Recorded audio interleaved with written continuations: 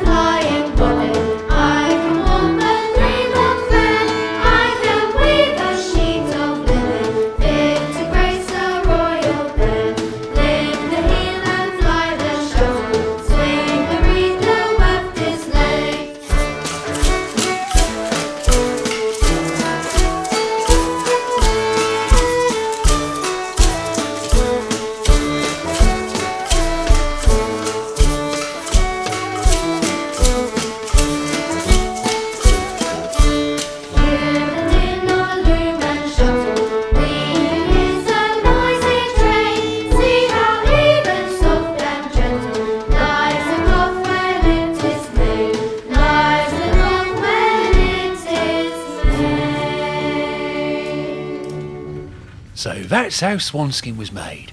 And now you know. Now I know what? Now you know how Swanskin was made. Do I? Yes, you do. Now, there was a young Dorset lad who went by the name of George Penney. And George Penney's job was to travel round collecting the urine for the fulling. I'm at the inn. Are you in? I'm here for urine. You're here for my inn? No, I'm at your inn. And I'm glad you're in. But I'm here for urine. Not your inn. Hey? Who are you anyway? I'm George Penney. You want to charge me a penny? No. But has anyone here spent a penny? Actually, how much is a gin and tonic? That'll be 1 penny. All right. I'll have a gin and tonic, please. And can I have a slice of lemon? And some ice? And a little umbrella with a little straw? Hang on, are you old enough for alcohol? Can I see your ID? Yeah. Here you go. 13, eh? Fair enough. 1 gin and tonic coming up. So, George Penney would collect the urine from the urine and bring it to the fulling mill. But then one day, George Penney turned up to the mill to find it closed. The wheels had stopped turning and the place was deserted. Sadly, Sturminster Newton's part in the manufacture of swanskin had come to an end. George Penney was penniless. He visited the farm to see if they had any work. Hello, Mr. Farmer. Any work for me, sir? I'm ever so good at collecting urine.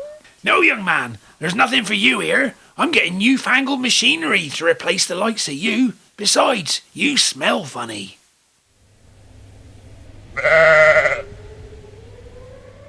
He visited the manor house. Hello, your lordship. I say, what's that horrendous smell?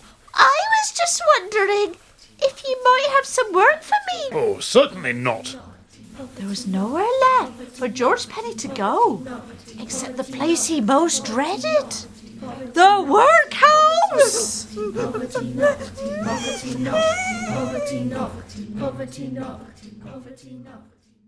Well now, there was a young merchant man by the name of Mr. Thomas Adams, born in Stur in 1973.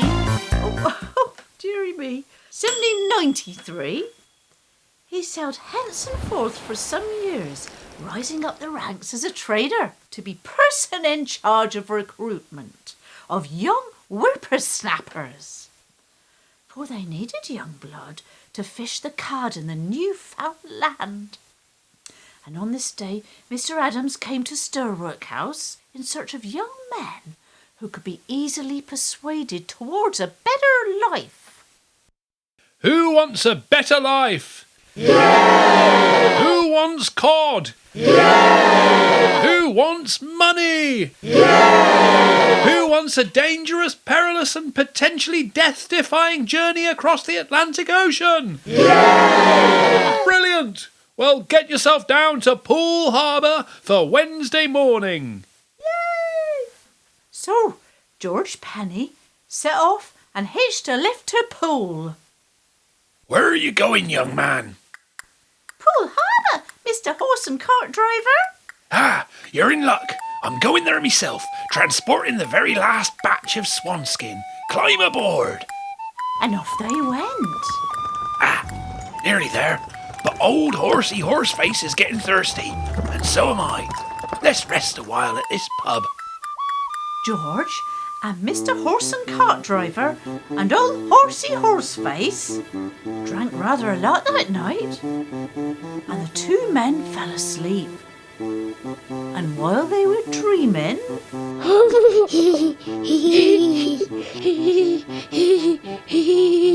what are you gonna do? I don't know. What you gonna do? I don't know. What you gonna do? Turn the horse around.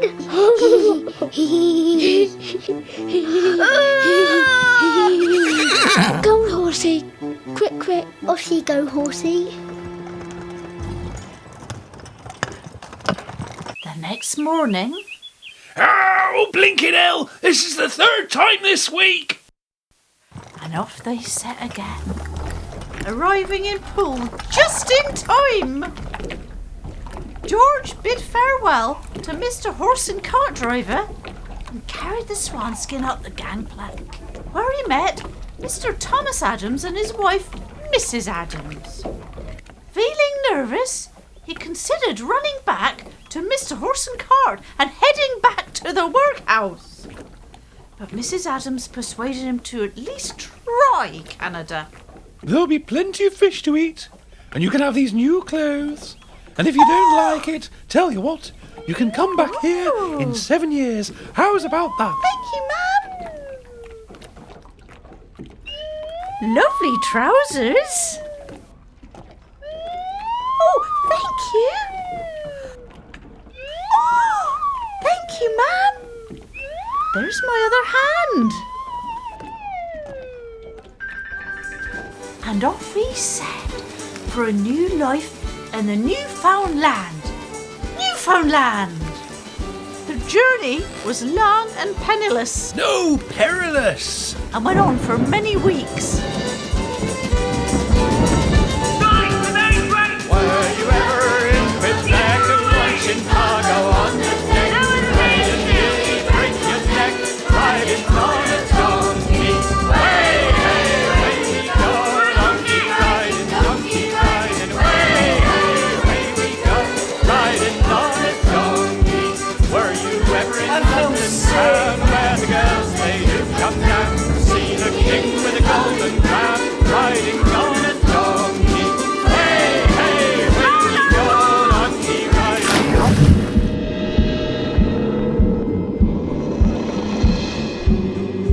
Were you ever in Calais?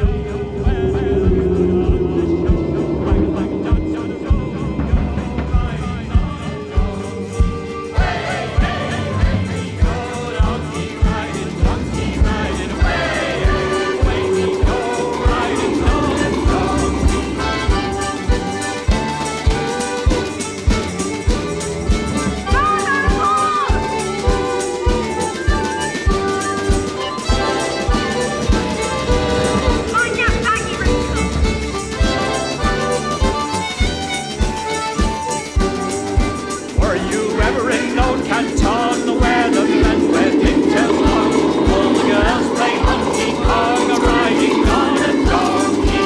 Way, hey, way we go, donkey riding, way, hey, away we go, riding on a donkey. Were you ever on Cape Horn where it's never ever warm? How you wish you'd never been born, riding on a donkey.